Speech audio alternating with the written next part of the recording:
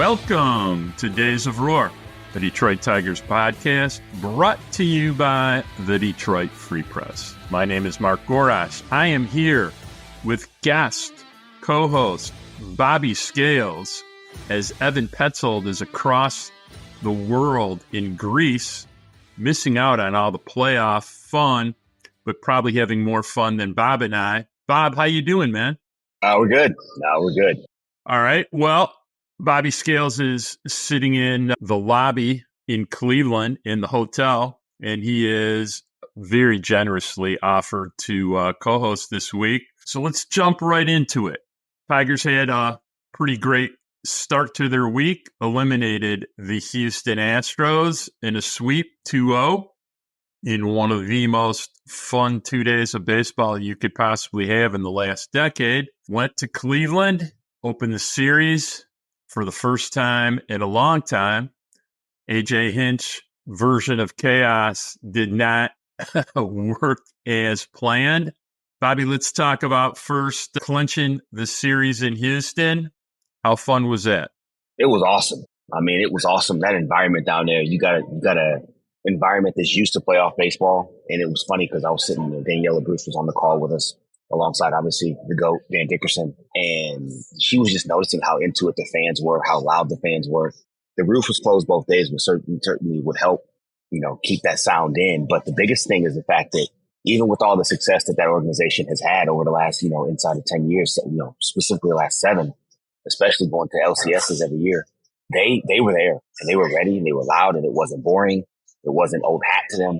That fan base, was tremendous. And the funny part was you could tell at certain points they were just itching to erupt for something. And the boys never gave them an opportunity to do so. So it was awesome to clinch down there.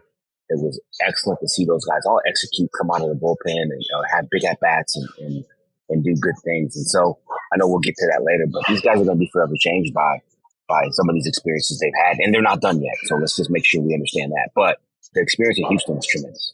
It was weird for me because I was, even before the series started, and I said on the pod last week, I was getting this vibe, like it reminded me of 2015 Tigers versus Baltimore.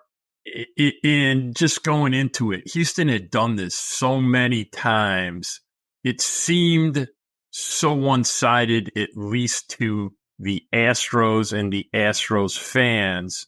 And it's, you start trying to find the magic and you've reached for the magic so many times and the magic was not there. And all of a sudden it's kind of like being on a slide and you're going down and you just can't stop the momentum in the wrong direction. So that's just kind of the vibe I was getting from the entire thing about being in Houston, and it's kind of exactly how it worked. No, I think you're right. I think there's some truth, a lot of truth to that. Not some, a lot of truth to that. It just seemed like the whole fan base was like, all right, guys, all right, this is cute. They're cute. Like, when are y'all going to do what you do? Right. And it didn't happen. It didn't happen that way. Part of it was, the pitching was fantastic as it usually was. Yesterday, we'll get to this, but yesterday was a little bit of an anomaly, no big deal. But the pitching was fantastic. Those guys made pitches when they had to, got big double play balls when they needed them, got the occasional punch out when they had to have it. It was tremendous. And then obviously you do that, you catch the baseball, you get a few big hits, you end up on the right side of this thing. And so you're right. I think they were trying to, they're like, okay, guys, like, it's time to, okay, turn it on. This fairy dust on this other team is cool. This is cute and everything. But the big boys show up and they never showed up. So, they did it. One thing I will say strategically, they did a really good job of controlling the top of that lineup. The Altuves of the world he didn't change the scoreboard with one swing of the bat early in the game. Like, that was things like that are things that really put a cap on that momentum, because it was like they kept waiting for that to happen. They kept waiting for something like that to happen. They kept hoping that it would happen and it didn't. And a lot of that was due to the pitching staff and how good they were doing and executing pitches. When you say that, it makes me think that, look, Jose Altuve, you want to talk about the straw that stirs the drink, okay? Yeah. Yeah, Tucker's great. Alvarez is just the scariest hitter yes, he is. in America. But Jose Altuve, he's the one that ignites everybody and gets everything started. And the fact that they were able to basically keep him from doing anything was probably almost the key to the entire series for the Tigers. Yeah, I mean, I'm looking at it's funny you start talking about this stuff, and I'm looking at my game sheet now. I mean, it was really nothing. You got one base hit in game one, and that was it. You got a a little change up he hooked in the left field in game one. And that was it. I mean, it was, fly ball to left, fly ball to right, punch out. Got the base hit in game one. Game two was a roll over to third base on a changeup, punch out on a two seamer, and then a fly ball to center and a pop up to right field on a sweeper away. And it was pretty weak contact. So, they controlled him, and he's the heartbeat of that club. And then if you can get him off the bases, you can keep Tucker off the bases. Okay, sure, you'll face Jordan Alvarez with nobody on, and he's going to do what he's going to do. I mean, he's that good, right? Left doesn't matter. He's ridiculous. But if you can face, him and Bregman with nobody on, and even Diaz had a tremendous year too. Yep. So if you can face them without those top two guys getting on, certainly you got your chances. And our pitching staff did a tremendous job of keeping those guys in check. And for the most part, that's why, you were successful in the series. So, I call AJ Hinch the puppet master because I can't even explain any other way to describe what he does. I mean, it is like the puppet master. And let's talk about the clinching game where 7 pitchers got 27 out, and no Houston Astro hitter faced a pitcher more than one time. And how difficult is that? And how tactically great was that execution? Well, there's two pieces to this. I want to give AJ his flowers in two regards, and I want to give him credit for something I don't think people really understand about him. The first thing is tactically, he is very, very advanced, and he is very, very intelligent. He puts people in positions to succeed as good as anybody, if not better than anybody in the game. Leads into the second point. AJ is as good at managing his people, call it man management, as anybody in the game. His communication, his touch points with guys, him having conversations with guys 2, 3, 4 days, sometimes even a week in advance of what he's really trying to get done is masterful. These guys don't execute in these roles unless they are prepared for them both physically and mentally. And the mental preparation is, hey, listen, this is what we need for you to do. This is how I see your role on this team evolving. These are the pockets I'm going to use you in, and, prepare yourself in this way. And then it's passing it on to his coaching staff to have them prepare them in this way, whether it be Chris Fenner and the rest of the pitching department, whether it be, the strength and conditioning guys, training them differently because of these roles, whether it be, coordinating with our mental skills people. I don't know what all that part looks like, but it is all of that. The execution on field in game doesn't happen. The execution of the tactics on field in game doesn't happen unless you have complete and total buy-in from the players themselves. The complete and total buy-in from the players themselves comes from having open and honest communication at every step of the way. So that for me is why the chaos works, because these guys are so ready for it. And he's so consistent with, one, his message, and two, his execution and usage of that it's not a surprise to anybody. They are ready for it, and they go out there feel relaxed, and they're able to execute the pitches. So it's a long-winded answer, but for me, it's important to understand the mechanics of it, not just from a tactical standpoint, but from a psychological standpoint with all the players. So, without getting too deep into this, but you and I both have managed people before as a job, okay? Baseball, non-baseball, etc. And what I'd like to share is that AJ Hinch has this unbelievably unique quality that you don't get to see often, but you recognize pretty quickly when you see it, of a combination of empowerment and setting expectations with clarity. And if you've ever worked for somebody like that, it's pretty amazing. You understand what your job is, what they expect of you. He does it in an empowering way, not in a negative way. So you clearly understand what your job is, what the expectations are, and he makes you feel like you can do that job well. He believes in you, and it's a very, very unique skill in any type of business. He just happens to do it as a manager of a professional baseball team. So, and the entire squad, all 28, now 26, executed it for 50 plus games down the stretch. And now so far, at least through one playoff series. So let's quickly touch on yesterday. The Cleveland Guardians have their own version of chaos. And I think we saw it yesterday. Yeah. I think we saw it yesterday. That bullpen, if people forgot or aren't aware of how great it is, you saw it yesterday. I mean, Cade Smith as an example, that just looked like a horrible time to stand in the batter's box. That was just nasty, nasty stuff. And you're going to see that, until somebody goes home. And, it's going to be a heavy lift here. So, but talk to me about what you saw from the Guardians yesterday and, how you think the Tigers might combat it. Well, the one thing that you hope for, well, first of all, the overall key to this series, and I think it was illustrated yesterday, is if you don't get to that Cleveland starter, whoever it's going to be, you don't get to that starter, it's going to be tough sledding. Bybee was good. Bybee was very good, but as good as he is, as good as Matthew Boyd may be tomorrow, you have to get to the starter. You don't want any part of Smith, Heron, Gaddis, or Clase. You just don't. And they're not the only ones down there. They're the names. They're the quote unquote most filthy. They're the filthiest. However you want to put it. There's other guys down there too that are really good as well. So you have to hang a crooked number on their starter. And if you don't, that's what's going to happen the rest of the series because those guys have been so good. I mean, you're looking at all those guys. I think all of them, maybe Smith might be the only one, are well over 70 innings out of the bullpen, 65, 70 plus appearances, 70 innings working. And so he's gone to them. Stephen Vogt has gone to them quite a bit, but he's gone to them quite a bit because they've been really good. And the one thing you thought might happen down the stretch is somebody's going to wear down. Nobody wore down, not one of them. And it's been amazing to see if you're a Cleveland Guardian supporter in any way, shape, or form. If you're a Tiger fan, it's tough. So that's the key to the series. Now, what we saw yesterday, Bybee was really good. He came out. It was hot.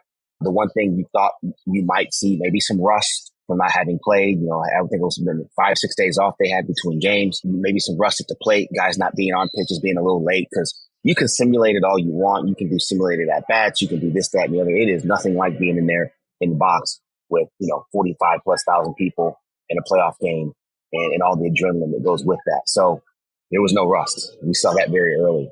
And they had good at bats. They weren't just ending up with hits, but they had good at bats. Stephen Kwan doing Stephen Kwan things, hitting the first pitch, off the wall, a little power component and a little power component and a pull side component that he added this year. It's a different version of him than we've seen in years past. You got, Fry grinding that early on, walk, and then Jose Ramirez. First of all, Jose Ramirez is ridiculous. And it's not just this year. It's pretty much every year. Just to choose the statistic side of your choice and go look what this guy has done over the course of his career and why he does not get some of the love that he should get is beyond me. But, when you put those guys in that lineup and they're clicking on all cylinders, it's tough. It's tough. And then, Tyler Holton had a very uncharacteristic outing for him. Wasn't very sharp with his stuff, was behind hitters and then had to come over the middle of the plate and got hurt a little bit.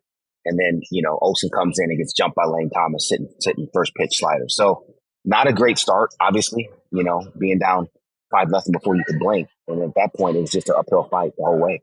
Well, I think in Houston, the Tigers were the ones that punched people in the mouth, and Cleveland did the punching in the mouth yesterday. I mean, Stephen Kwan ambushing Holton, maybe the key to the entire game yesterday. So set the tone, got them back on their heels a little bit. Tyler Holton, who has been maybe the best reliever in baseball since the All-Star break, got punched in the mouth and, very uncharacteristically walked the second hitter.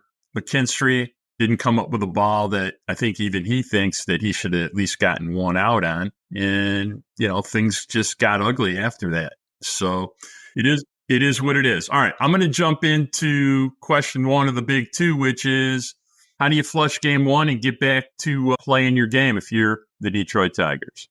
That's easy. I think one of the things these guys have done, their reset button all year long has been really, really good and really effective. We have a great game, come out, guns blazing, beat somebody 5-6-0. The pitching's been fantastic. Okay, great. That was yesterday. Got paid for that. Boom. On to the next. You come out, you get punched in the mouth, get beat up a little bit. Pitching blows up a little bit. Maybe we make some errors. Not very good. Whatever. Don't swing the bats. Boom. Go on. Got paid for that. On to the next. So how do you flush it? Very simply, the same way you've done it all year. This team has been very good at that. They're not going to worry about it.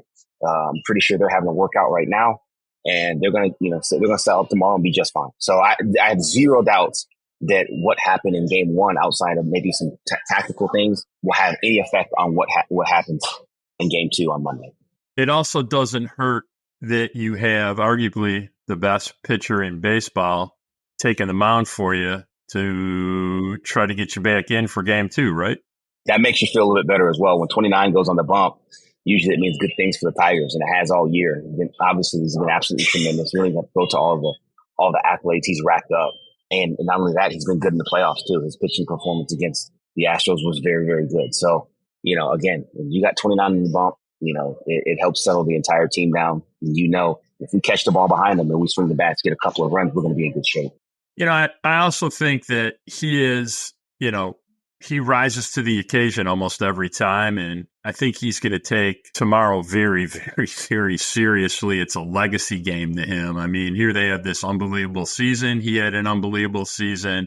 They've taken the world by storm now, and he knows what tomorrow means because it means everything. And he's probably loving the idea that he has the baseball in his hand and he controls, at least for 6, maybe 7 innings, the destiny of their season. So I can't think of a better guy to have that. In past history, the greats usually have, risen to the occasion, and I'm expecting Tarik Skubal to do the same tomorrow. Yeah, no reason not to. I mean, again, he knows how good he is. I mean, and he's a humble guy, but the great ones, like you said, they know. He knows he's really good, and he knows what he's capable of doing. So I want to touch on Matthew Boyd for a second to refresh everybody's memory about this. Look, Matthew Boyd, for a lot of games, is really, really, really good. Where Matthew Boyd, if you don't recall where the foibles are in Matthew Boyd's game is, he'll be cruising 9-10 outs in, seemingly dominate you, maybe punched out like 4 guys with saw stuff.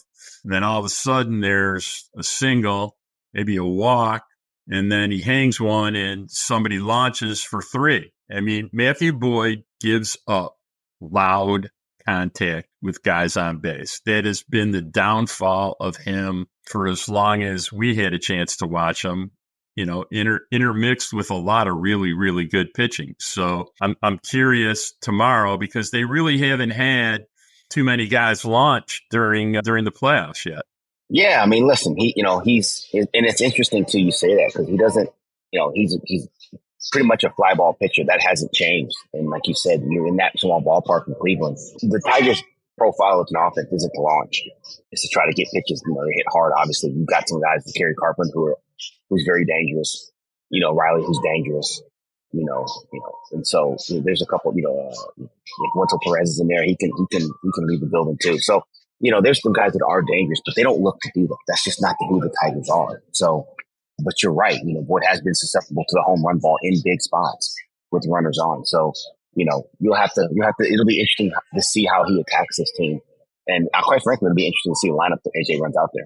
Yeah, it's curious. I mean, look, I don't think I'm saying anything out of school. If people have been paying attention, look, Torkelson has had a really rough first 3 games. He's got 11 plate appearances, 8 at-bats. In the at-bats that have not been a walk, he's struck out 5 times in 8 at-bats. But Matthew Boyd, weirdly, seems like a good matchup for Torkelson. You only need – and look, people, if you're expecting Spencer Torkelson to break out and start hammering the ball all over the ballpark, not seeing that. All you should expect from them is maybe one good swing a game and do some damage. If you get that from him, I think everybody's going to be pretty happy. Okay. But yeah, I mean, we're going to get to some of this about how certain guys are being pitched. I'm curious. You think that, Kerry Carpenter is going to be in the starting lineup tomorrow, or you think he's going to be a bench piece tomorrow? Well, the interesting thing is, like I said, I think he's going to be a bench piece because he's probably, if I'm AJ, you feel like you're either going to get the board or you're going to see one of the right-handers, it being, Class A or Gaddis at some point. Hopefully you don't see Class A. If Class A's pitching, that means you're either tied late or ahead. So that's a problem. So you're probably going to get Gaddis at some point tomorrow. You're probably going to get Cade Smith at some point tomorrow as well, if the game is tight. So I don't know that I see Kerry Carpenter starting against a left-handed pitcher because you want to have that option coming off the bench. And Carp's the guy that people target for them not to get beat by because he's been so dangerous against right-handed pitching. So, we'll see. I'm not certainly not speaking for AJ, and I have no earthly idea what he's going to do. But, it just given Carp's struggles against left-handed pitching, I could probably see. And if, history tells us throughout the course of the year, that's likely. He likely will be on the bench for tomorrow's game. At least that's my thought. All right. So let's get to question 2 of the big 2. Kind of plays into what you were just discussing. How good is the Cleveland bullpen, first of all? God, they're filthy. I mean, again, I can recite all the numbers, but, they were the best bullpen in the American League this year by a whole run. And second was the Detroit Tigers. And we know how good the Tigers bullpen was. They were a run better ERA-wise than the Tiger bullpen. That's how good they are. They've got swing and miss stuff. They got guys who can generate ground balls if they need a double play. They're a very complete bullpen. And the thing that I think is very interesting with their bullpen, the way they're put together, some of this is happenstance and some of this is by design. They have very different looks. Each one of them throws very differently. And they have very different looks. They don't have the same arm angles. They don't have the same array of stuff. And so that is really, really hard to game plan for and prepare for, both tactically and physically, when you're trying to get a handle on how this team is going to attack you out of the bullpen. So they're good, man. It's really good. And that's why I just double down, I'll double click on the fact that if you do not score early on their starter and get plenty of runs, it could get very difficult for you in the back end because they just don't give up leads very often. And, discussing that, I think a lot of people have been watching Tiger baseball a lot in the past, 2 to 4 weeks. I want to discuss a little bit about how teams are pitching some of the Tigers' better hitters. So I think you're seeing a lot of it, and nobody better to discuss this than Bobby Scales. So talk to me a little bit about first Riley Green swinging early and often, but it seems like when they get him down in the count, he's seen a lot of soft, spin down, and they're really working that in.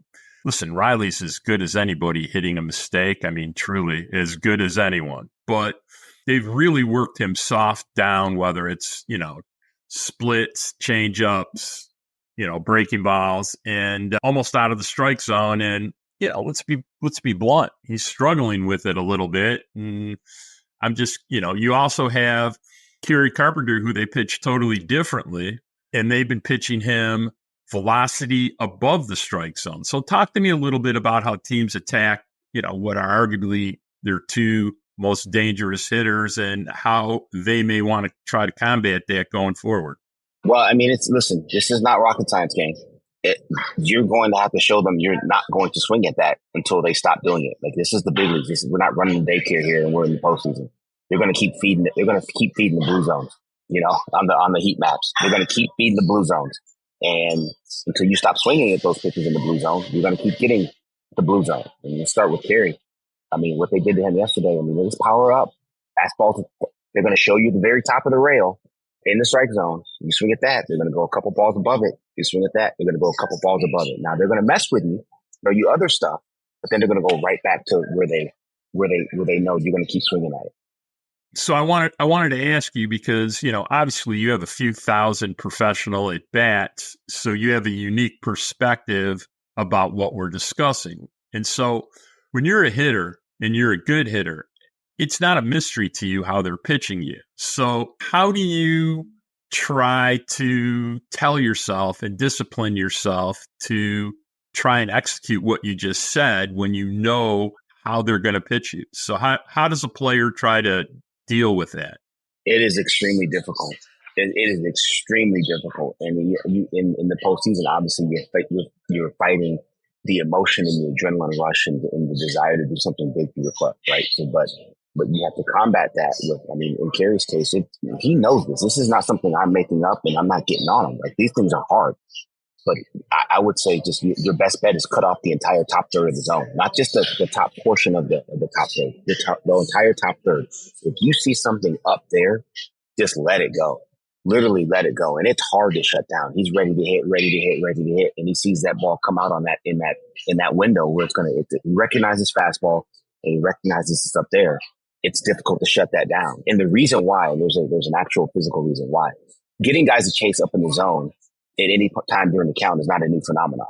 I mean, people talked about that back in the 70s when it was sinker slider, everything down, right? Or in the 80s too, when the sinker slider, everything down. Because the ball's up and it's physically closer to your eyes, you truly believe you can hit it. Yeah, your eyes do play. If you've ever stood in the box, even in a batting cage, your eyes do play tricks on you, don't they? Right. And the funny part is you see it better, but the effective velocity is harder because it's closer to your eyes. And so you've got two things working against you there. And good hitters like to swing the bat, so smart pitchers try to use that aggressiveness against them. So in a lot of ways, it sounds simple to lay off, but it really is pretty difficult. It's hard. Yeah. It's so hard. It's a process. And I've said this, I've used this analogy before. When I was fortunate enough, though, I was working with the Los Angeles Angels in 2013 and 2016. Mike Trout was the best player in the world at that point. But when he first got to the big leagues, and even through his second and third year, he had a massive hole at the top of the strike zone. Where if you throw fastballs 95 plus up there and you do it enough, he's going to swing at it 3 times. If you miss 1 ball or 2 balls below that, he's going to take you to the house. And the margins are that small. So, there were games where you see him just go up top 8, 9, 10, 11 straight pitches with heaters. And until he stopped swinging at it, they kept throwing it up there. Now, we know that Mike Trout shrunk that. He got off the top rail and he continued to be a monster for a number of years. So is it doable? It's absolutely doable. Is it difficult? No question. And so that's the biggest thing. I mean, this is not something that I am not some hitting guru. This is simple stuff, but it's very hard to execute in the moment. Yeah, it'll be interesting. I mean, Matthew Boyd at the top of the zone is not something I'm worried about too much tomorrow. I am worried. Yeah. I am worried about soft spin down though, and Matthew Boyd, they're going to have a good game plan, but he's gettable. So it's it'll be pretty tough to come back if they don't win tomorrow. So they're going to have to execute their game plan. All right, we're going to take a break. We're going to be back in 60.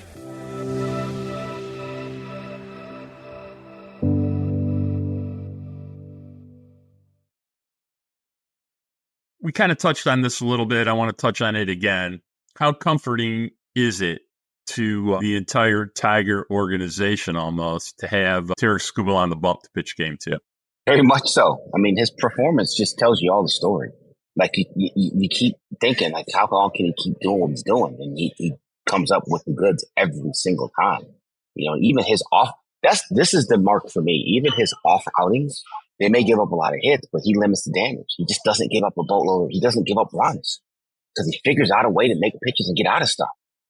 Whether it's a punch out or whether inducing some weak contact or whether, throwing that changeup in there and getting a double play ball. Like, he figures out ways to get out of jams, the few jams he's been in. And sure, there's a few scuds in there from time to time, but like, just overwhelming. His body of work this year is tremendous. So when you look at it from that perspective, absolutely, guys feel great about him going to the mound, and they know. I think offensively it gives you comfort too. If we can get a couple, we can get 2 or 3, we're in great shape. I think Skubal is a very, very unique skill set. I mean, very few guys have it. I think you saw it a little bit with Zach Wheeler yesterday, which is his fastball is so good that if he has to fall back on throwing primarily fastballs in hitting zones, he can challenge you in hitting zones and get away with it. And then you're confronted with the fact that he's so good about throwing first pitch strikes. And so a lot of times I've seen the game plan be, let's go up there and attack Skubal, right? First pitch might be the best pitch. Let's go attack. And the fact that you don't do too much with it, now you look up, it's inning 4. He's 42 pitches into it. You're 14 outs into it. And you have a guy on the bump you haven't done much against, and his pitch count's crazy low. So it's a weird pick your poison kind of situation. Then you're gearing up to hit the fastball, and he has this, it's not just a great fastball. It's the angle that he seems to throw it when he tries to bully hitters. He has that kind of 10:30, 11 o'clock release point. And when the ball's hit the zone, it's like 2 o'clock, 2:30. And it's just on top of you and you can't get your hands out and you're really struggling to make good contact with it. So then he starts mixing in that change and you're kind of dead. So it's a really, really unusual. There's no surprise anymore why he's so great. The skill set is so unique and the execution of the skill set is just off the chart. I can't add anything to that. That is a very succinct explanation of why he's successful. Number one, he's got a bully fastball. It's 97, and he doesn't even really, some of his pitch metrics aren't even the most sexy thing. He doesn't get great extension. He's got a pretty average spin rate heater. It's 2200, 2250 is major league average. 2226 is his average spin rate. But he creates some angle with where he releases the baseball. It's slightly closed off when he throws it, so he's a little bit across his body. But it's so dominant. I mean, it's 97 to 100 in the zone and located. It's not just here, rip it down the middle. He can go outer third. He can go inner third. He can paint when he needs to, up and down. He pitches to every part of the strike zone.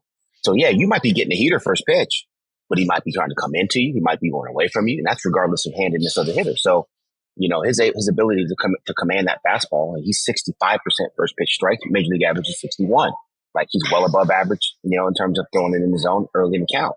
And when you get ahead early, it allows you to use the rest of your weapons, which is just, the way he goes about it is just, it's the stuff paired with the execution and paired with the mentality. That's why he's great. Yeah, it's something to see. I mean, the only pitcher I've seen this year that even comes close, besides Wheeler, who's right-handed, so it's hard to really compare. The only pitcher I've seen this year that even comes close to replicating what Skubal does is Garrett Crochet, and it doesn't seem like a very fun at bat to me. So, all right, I want to touch on a little bit what your expectations are for tomorrow and the rest of the series, and share with me what you think's going to happen. Listen, nobody wants to be down 1-0, right? That goes without saying. And again, I definitely think that this team is uniquely suited because of the way they rebounded, both in big wins, great wins, and not so great losses. They've rebounded. This is a very level-headed team, and it starts with their skipper. AJ is a very level-headed dude. I think that's why you see some of these celebrations that they've had. You see him release a little bit, like that's you don't see that a lot from him, and so I think that's why it's been so well received, because it's just not his nature. But his nature is a very moderate, just controlled, level-headed human, and that's why he's a good manager. And so, as far as that goes, the attitude reflects the leadership of the captain of the ship. And I really expect this team to just rebound and play well, clean it up defensively. Zach McKinstry made the error. It was a tough play. If you ask him, I'm sure he'll say he should have at least tried to come get that first hop. When you start retreating at third base, it gets interesting in a hurry. And he took a couple steps back, and that's where hindsight's always 20/20. But you see that first hop, you attack it, you find a way to get one out. It makes that entire inning a little bit different. But more specifically to your question, clean up the defense, which they will. Skubal will be in the strike zone with his good stuff, certainly. And then I definitely think that the Tigers will have a great opportunity to win game 2. You get an off day after that, and then the pitching chaos is going to ensue. And if you look over the stretch of this last second half of the season, when they went to this method of pitching, this is one of the few times that the opener didn't get it done. And it was probably the best pitcher in the bullpen, the most consistent pitcher in the bullpen over the last 2 years, really. And so, sure, it was one bad outing. I don't think these guys are going to be shook or rattled at all. And I expect to see a really competitive series. And it's probably going to go to game 5. So I'm going to tip my hat to Cleveland for yesterday. I mean, the big swing Quan had at a pitch that I'm not sure was a strike to start that he took off the wall. And, the Tigers have made very few mistakes, and McKinstry made a mistake. So, all of a sudden, you're in a place that you never planned on being. It's the first game of a series.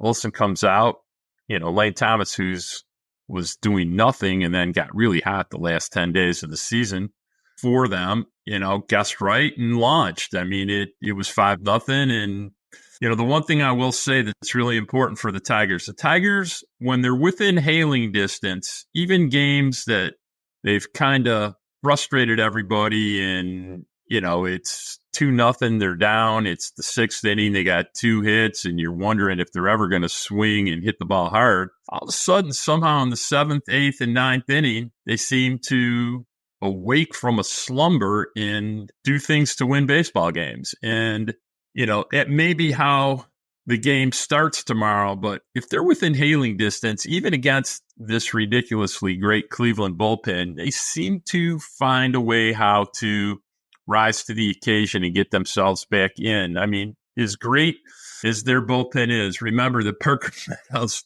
took Robert Suarez at 100, Oppo for a grand slam in the 9th inning on the road. So, I mean, they do unexpected, weird things to win baseball games, and I will expect nothing less of them tomorrow. So, all right, I want to touch on something that you have a unique perspective to discuss, which is about player development a little bit. So how does this late season run plus the playoff experience change you as a player? The Tigers have an entire roster, the youngest roster playing in Major League Baseball. So how does all this experience of the last 50 games plus what's gone on this last 10 days really change teams and change you as a player? Yeah, I think that's a great question. It's a great point. And this is life. This isn't just baseball stuff. This is life stuff. Experiences change you. Experiences change your mentality. These guys have seen what this feels like and what this tastes like. And 2 things. Number one, you know that you can perform in this environment. You can perform in this pressure-packed environment, playoffs where everything is means more. Everything you do or don't do is exacerbated. You know you can do it. If you can do it in September, you can do it in October. You for damn sure can do it in June, July. Like, that's a fact. You never lose that confidence. The second thing it does for you, it makes you hungry, because this is addictive.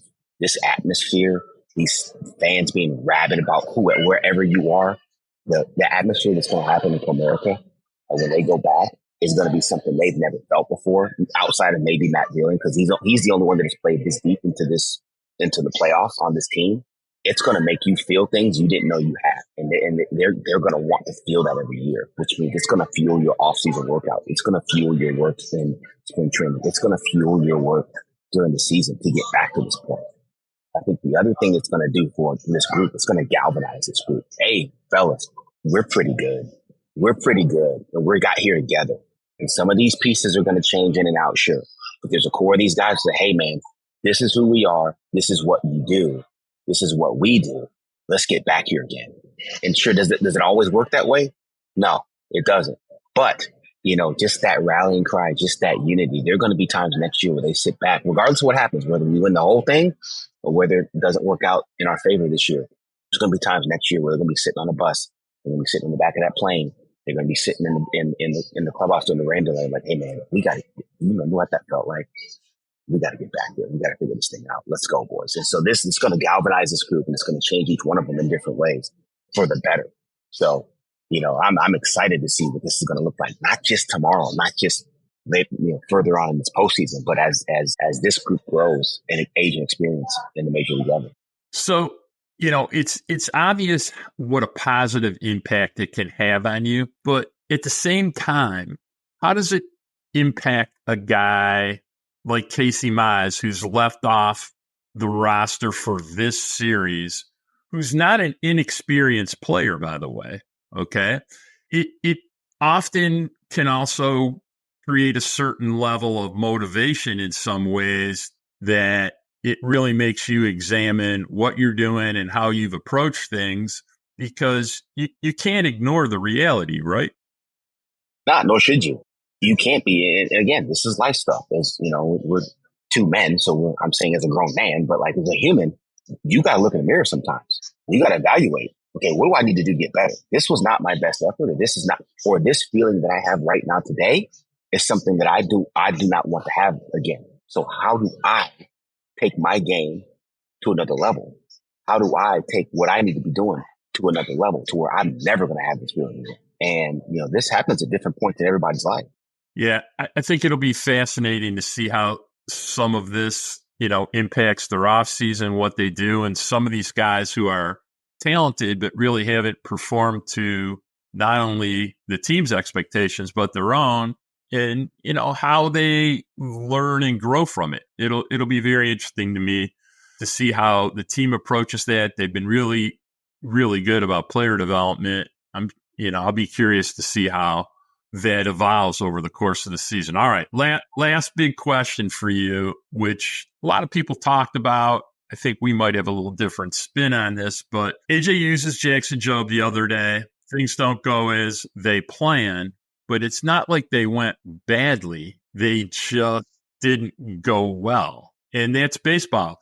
Balls in play, even softly hit, sometimes when you play a lot of baseball and you watch a lot of baseball, balls find holes. It's not that you didn't execute perfectly. It's sometimes luck works for you. Sometimes luck works against you. But talk to us a little bit about the idea of putting in Jackson Jobe into that spot, which a lot of people had an issue with, and just the entire experience of it. Listen, one thing I will credit AJ Hinch on, he is not scared.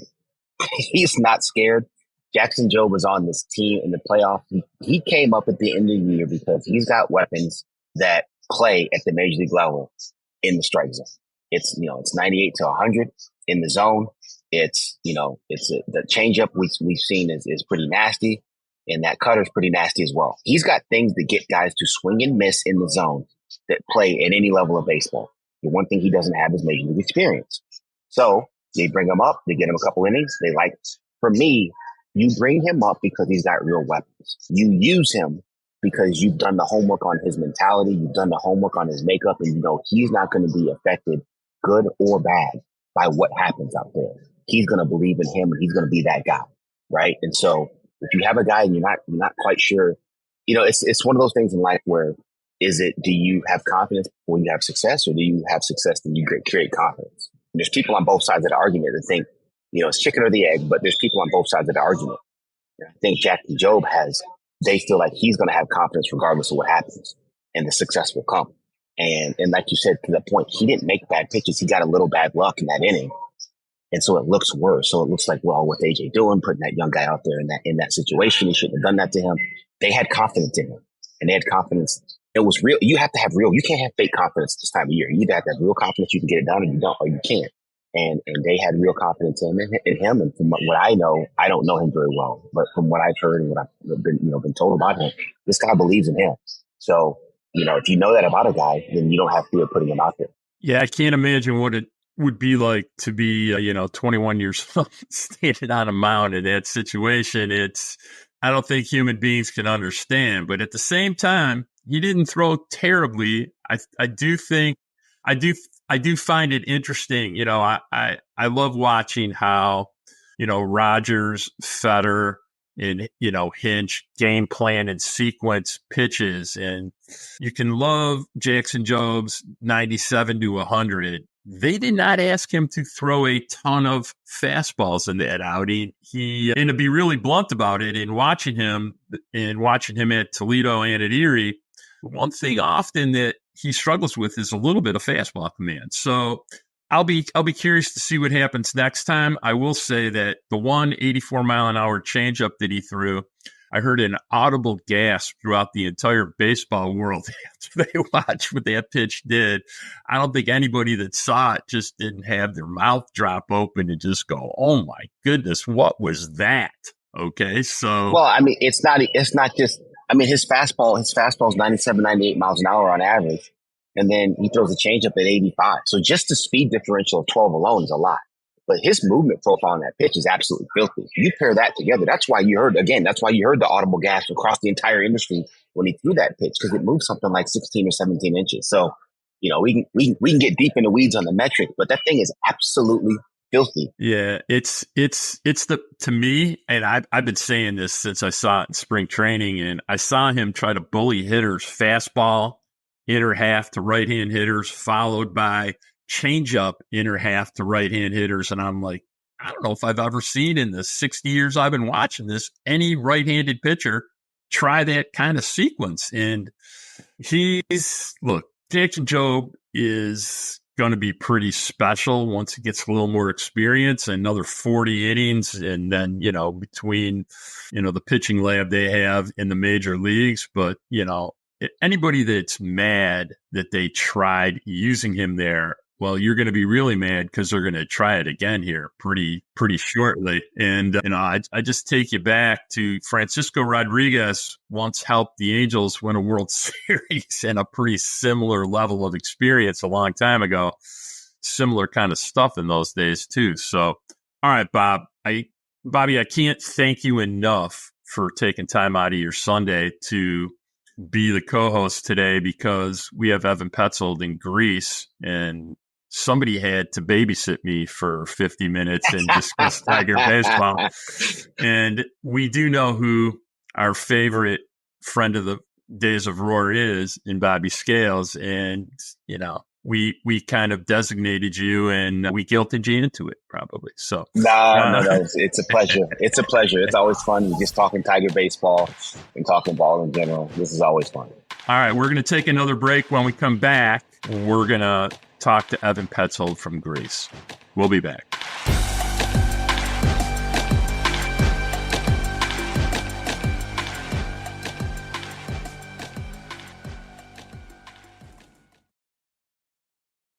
And we're back. And we have a super, super special guest from 5,300 miles away. We have the unbelievably tan-looking and European-looking Evan Petzold from his honeymoon. How are things in Greece, Evan? Things in Greece are outstanding. First and foremost, Mark, thank you for holding down the fort while I've been gone. Thank you to everybody else at the Free Press for handling business while I'm tending to family stuff with, the honeymoon. It's been awesome, man. I mean, we got here on Wednesday. We had a full travel day from Detroit to New York to Athens.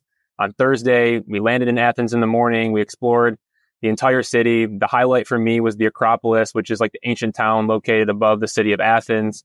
That includes the Parthenon, which is beautiful. It's a famous temple that was dedicated to the goddess Athena. That was awesome. So got to see that. Also got to see the place where they held the first modern Olympic Games back in 1896. That was really cool. The only stadium in the world, by the way, built entirely out of marble. Then on Friday, another long travel day from Athens to Santorini. We traveled by a ferry. It was like a 9-hour ride on this ferry. So we binge watched some Netflix and hung out on the ferry. And then we finally got into Santorini. And Mark, words cannot describe how beautiful Santorini is. So I'm not even going to try, but 75 and sunny every single day. We're staying on the mountainside of Ia, which is the small village on the tip of Santorini. It's been an incredible experience so far. Breakfast in the morning, whether it's, at the breakfast place that you go to or delivering it to your room, you need a reservation, like the hotel just takes care of it. You need an ATV. They hook you up with that. So we did that on Saturday. We took an ATV and drove it to the other side of the island for a beach day. Yes, I drove very fast. Yes, I kept Savannah safe. And then Sunday, we did a private tour on a boat, pretty much the entire day spent on the water. We booked it through Pelagros Cruises. I would highly recommend them to anybody coming to Santorini.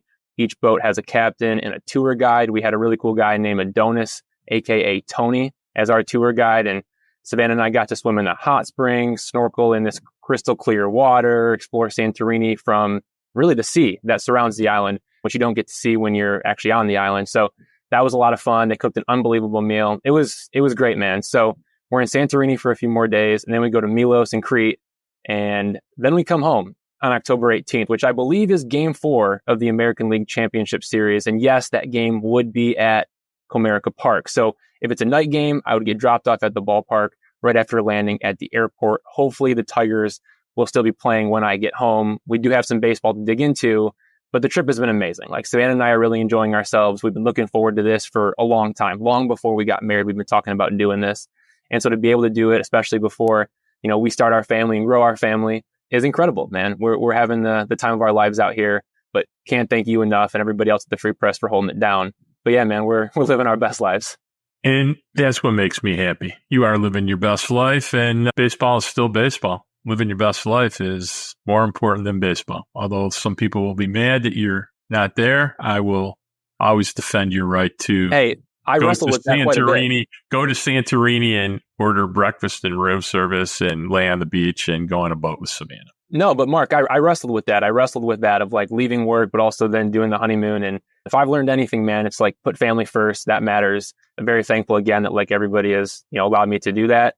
You've been supportive of that as well. And it's proven to be true, man. Like, again, this is the time of my life. Like I have never experienced something like this before. And to be able to do it is awesome. And maybe I can come back and experience the American League Championship Series for the first time, and maybe even the World Series for the first time as well. Tigers might be heading in that direction. And if they get eliminated, it was worth going on the trip. And if they don't get eliminated, it was still worth going on the trip, because when you get back, there'll be more baseball to be played. True that. So let's dig into a little bit of what's gone on. So tell me how much you know and how much you don't know. Well, I know a little bit. I know enough that the Tigers, took care of business in Houston, winning that 2-0. I actually predicted the Tigers to lose 2-0. So I pulled the reverse jinx. So any of the fans that want to thank me for that as well, you can thank me. I'm a reverse jinx the Tigers. But yeah, no, they took care of business, winning 2 games. I saw that. Tarik Skubal, obviously the dominance, man, like it just continues. And I think that speaks volumes to Tarik Skubal as a pitcher. And that's one of the reasons why I think the Tigers have a chance to win the World Series. I wrote a story about this before I left, before the playoffs even started. That's the number one reason. Like Tarik Skubal is the best pitcher on the world and the closest thing that any team can get to an automatic win. And that gives the Tigers an incredible advantage along the way. Obviously, he's going to be able to start potentially, 2 games in this series against Cleveland. We know he's going in game 2. We'll see if he goes later on. It lines up that way, of course. So when you have a guy like him on the mound, and not only a great pitcher in the regular season, but he has now proven that he can pitch in the postseason. And that's not easy to do. And so for him to be able to pitch as well as he did in Houston and show that kind of stuff and show that dominance and show the command for all of his pitches, that tells me everything about the Tigers' chances of making an even deeper run than they've already made. Because when you have a workhorse like that on the mound, again, this is the Triple Crown winner. But there are some really good pitchers in the regular season who have struggled in the postseason. And Tarik Skubal is not that guy.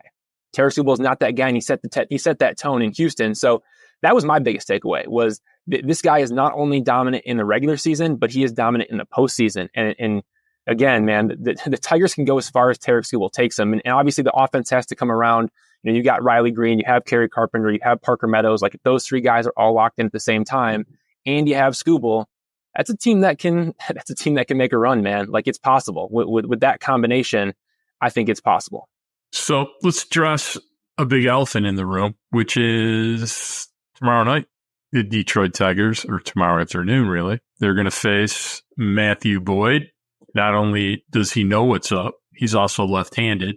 So there's a good chance that Kerry Bonds Carpenter does not start. Bobby and I talked a little bit about that. But what's your thoughts about facing Matthew Boyd, the bad parts and the good parts? Well, first off, Matthew Boyd, like one of the nicest people in baseball. We've talked about this before in the podcast back when he was with the Tigers last, which was in 2023 before he had his Tommy John surgery.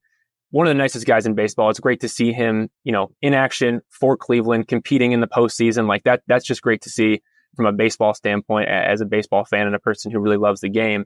But also, like, Matt Boyd has been nasty good. Let's not forget, Matt Boyd in the regular season, a 2.72 ERA, 13 walks, 46 strikeouts, and 39 2/3 innings in 8 starts. Matt Boyd's been really good, and he's going to pose a challenge to this Tigers team. Not only does he have the nasty changeup, like he also locates pretty well, and he has the swing and miss stuff. Like he can miss bats, and I think that's dangerous when you talk about a left-handed pitcher who not only is going to command his stuff, but is also going to be able to miss bats. And that's something that the Tigers have struggled with, as we talked about before I left, was like, that's one of the things with this offense, like as good as it is, like they do still have some swing and miss, and they have some holes in their lineup. And especially when you have a lefty on the mound with Kerry Carpenter probably sitting against Matthew Boyd, I think that is a problem area, something that the Tigers should be a little bit nervous about. But you feel great because Tarik Skubal's on the mound. So if you can hold it to, if it's a 2-run game going into the later innings, yes, Cleveland's bullpen is so dominant. I understand that. But if you can scratch across a couple runs against Matt Boyd, which I think this team can do, I really do, especially if Andy Ibanez is clicking. We saw the big hit that he had in Houston. They need more of that from Andy Ibanez. If he delivers that kind of an impact and you're able to scratch a couple runs across, you got to trust Tarik Skubal to lead you there. And if he can keep it to 1 run or 0 runs, you feel really good about your chances of winning as long as you can scratch across 2 or 3 against Matt Boyd. I think the Tigers can do that. Should be very interesting seeing Matthew Boyd throw against Detroit. And I think, as I said earlier in the pod, I'll be waiting for the boom, because when you face Matthew Boyd, you got to wait for the boom. And he may shut him down for 9, 12, 13 outs. But at some point in time, someone's going to get a big swing off against Matthew Boyd, and it's going to be 2-3 runs, and that's what I'll be waiting for. So, got any thoughts about the rest of the series, bullpenning, essentially chaos? And just to give you a heads up, we did get to see a little bit of the Cleveland bullpen, and holy smokes, was that terrifying. They're ridiculous. And then let's not forget Emmanuel Clase is their closer. I mean, that's a guy who's going to get Cy Young votes, right? I mean, he's been that good this year. And so, when it gets to the back half of the game for Cleveland, if they're in the lead, it's pretty much over. It's pretty much over. Yes, you do have a chance, but realistically, probably not so much, especially when Clase gets that ball in the 9th inning if he has the lead. That's why, again, like I said, I think it is imperative for the Tigers to be able to get a couple runs across against Matt Boyd. And you're right, man. He'll shut you down in the 1st, 2nd, 3rd, 4th inning, but when the 5th inning rolls around, there could be a base hit, a walk, and a Riley Green home run. That's something that could very well happen, and that opens the game up. Then it's 3-0, maybe it's 3-1, and you feel really good about your chances with a 2-run lead, even against that tough Cleveland bullpen. The way AJ Hinch has mixed and matched and pitching chaos has worked to his advantage. So I think the Tigers do have a chance that they can get to Matt Boyd, and it does come down to this game too. You don't want to go back to Comerica Park and show up to your home crowd in a 2-0 deficit. That's tough to come out of. Is it possible to come out of? For sure. We've seen the Tigers do the impossible this season. There's a reason why I'm in Greece. They did the impossible. But I think it's really imperative that they even up this series. And I think they have a good chance with Skubal on the mound. But you're right, man. Cleveland's bullpen is disgusting, and it's absolutely nasty. And you can mix and match all you want, but they've got weapons, man, in the bullpen, up and down. No matter who you choose, you feel like they have the advantage just because of how good that bullpen has been and how consistent they've been all year. So that definitely poses a big challenge. But like I said, you always feel good with Tarik Skubal on the mound. So I feel really good about the Tigers' chances in Game 2. I'm going to be fascinated in Game 3. The pitching's going to line up, because I have literally no clue who AJ is going to throw in a chaos situation, and I have literally no clue who Stephen Vogt's going to throw for Cleveland, regardless of whether they're up to, I think they're going to throw Alex Cobb to start, which, look, Alex Cobb has been very good sometimes, and he's also can be very hittable. So Game 3 is also on tap to be pretty fascinating for both teams, and it just ramps up the intensity level and the importance of what Game 2 means to both teams, especially in a series where you only need to win 3 to get out of here. So, yeah, a lot of fun baseball left, and, I'm hoping that the series goes 5 so we can get back to Tarik, and the longer the series goes, the better the chance that Evan Petzel gets back to see more baseball in 2024. Yeah, let's keep this going. I would love, again, I would love to land at DTW and be able to go right to the ballpark at Comerica Park to cover a game. That'd be a dream. That'd be awesome to be able to do that and then have that lead into the World Series. Sign me up. I'm all in. That's one of the things, man. As a beat writer, you kind of dedicate your life to the beat. You dedicate your life to the team that you cover, and you're there every single day, spring training, regular season. So it's killing me to not be there. I'm having the time of my life, like I said. But yeah, let's get back. I'll cover a little bit more baseball. I won't complain about that. Let's get to the ALCS and the World Series, and let's have some fun with it. So it's 10:21 right now in Santorini. So I want to know what the dinner choice was tonight. Yeah, so Lefke's was the choice tonight. It's right in town here. And Savannah is our foodie. She knows everything about food. She orders off the menu for me kind of everywhere we go. She also cooks for me as well. But when we're here, she looks at the menu. She says, we're getting this, and this, and we're going to try this as well. And oh yeah, by the way, we're going to try this also. So she kind of goes through the menu and she picks what she likes. And so, yeah, we went to Lefke's. We were, kind of told to go there by people that, we saw and we met on our way here. It was our taxi driver said, you got to go to Lefke's. And then we were out boating today and they said, go to Lefke's. You have to go. It's so good. And yeah, it was incredible. It was some of the best food that I've ever had. Maybe on the next podcast, I will have a little bit of a food review for people to get you right in case you come to Santorini. But yeah, Lefke's was excellent. Savannah is amazing. She knows what to order all the time. And yeah, it was a beautiful dinner, and now we're ready to get into bed and recharge and wake up tomorrow and do some more exploring. I think next time, if we're going to discuss a review of the vacation and the food, Savannah Petzel needs to be the one discussing it on the podcast, not you. I think she would be all for that. So I'll sign her up. All right. That'll probably be our most listened to episode ever. So, all right. Well, got a big game tomorrow night. If you can see Evan Petzel, then they put this on YouTube Shorts. He is so tan, his hair is blowing on his face, and it's looking like he's having quite a good time. I miss him, but I can't say he's taking one for the team either. He's in Greece with Savannah going out to dinner at night, so it's not like he's roughing it. But I want to thank Ev for coming on. As always, I'd like to remind everybody to please rate, share, and subscribe wherever you listen to podcasts, Apple, Spotify, Amazon, pretty much everywhere. You can always find us embedded in every Evan Petzold article or just at thefreep.com this week because there is no Evan Petzold. I'd like to thank our editor, Nicole Avery Nichols, our producer, the Magic Man, Robin Chan, who has worked overtime this week. Love to my grandson, Braden Michael Gorash, who I hopefully will see this week. And a special shout out to Savannah Petzold taking good care of Evan Petzold, 5,300 miles away in Greece. Until next week, peace.